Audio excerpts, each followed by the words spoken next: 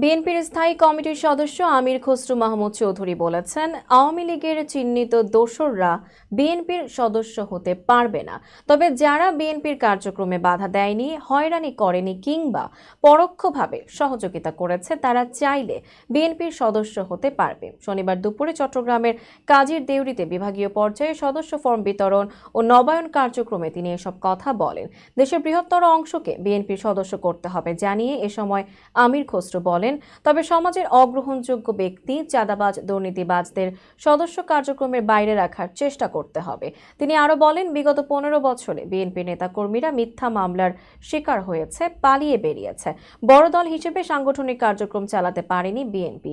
এজন্য দলের সাংগঠনিক কার্যক্রমকে শক্তিশালী করতে হবে। অনুষ্ঠানে দলের যুগ্ম মহাসচিব শহীদউদ্দিন চৌধুরী অ্যানিও বক্তব্য রাখেন। তিনি বলেন, আগামী দিনে যারা প্রতিযোগিতায় আসতে চায় তারা বিএনপির সঙ্গে পারবে না। বিএনপি অভিজ্ঞতা সম্পন্ন দল, কোনো ষড়যন্ত্র দলের অগ্রযাত্রার পথে বাধা হতে পারবে না।